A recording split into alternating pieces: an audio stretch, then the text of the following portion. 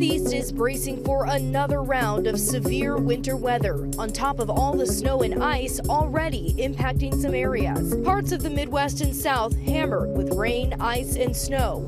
Frozen power lines and ice-covered trees toppling to the ground in Tennessee, where more than 134,000 customers reported power outages. In Texas, thousands losing electricity. As the area prepares for more sub-freezing temperatures, officials keeping a close eye on the state's power grid, which was crippled by a deep freeze less than a year ago. Most of the state will continue to experience sub-freezing temperatures for a few more nights. The power grid continues to perform well at peak demand during this winter storm.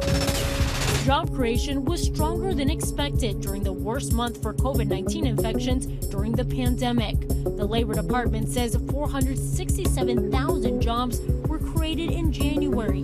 At the White House, President Biden celebrating the news. Our country is taking everything that COVID has to throw at us, and we've come back stronger.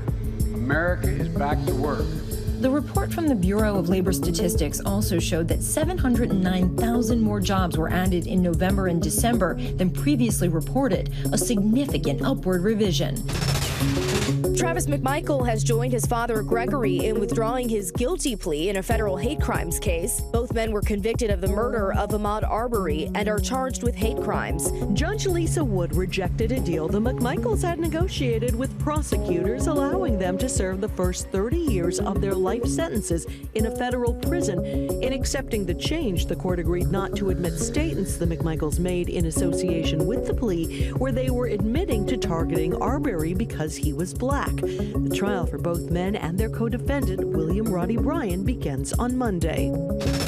There's been an arrest in an assault on a San Francisco 49ers fan at the NFC Championship game last weekend. Police in Inglewood, California, nabbing a suspect overnight. Officials identifying that suspect as Brian Alexis Cifuentes Russell. He was arrested and bonded out on $30,000 bail. The victim, Daniel Luna of Oakland, is still in a medically induced coma with no change to his condition. Inglewood Mayor James Butts noted how quick the altercation was and said it shouldn't affect preps for the upcoming Super Bowl. The reality is that this was a one punch, one shove, two shove, one punch altercation.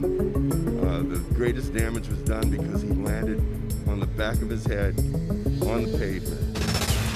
The head of a major airline wants a more severe penalty for unruly passengers. Right now, when a passenger fails to follow onboard rules, they're often barred from flying that airline again. But Delta's CEO is asking the government to place unruly passengers who are convicted on a no-fly list that would bar them from flying on any U.S. airline. In a letter to U.S. Attorney General Merrick Garland and reviewed by ABC News, Ed Bastian points out that unruly passenger cases have increased dramatically. He says Delta alone has put about 1,900 people on its no-fly list for refusing to comply with mask rules.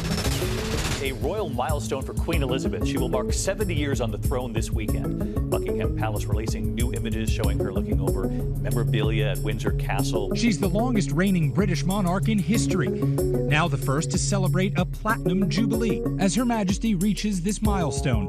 Sunday will be a time of reflection. It's also the day her father died.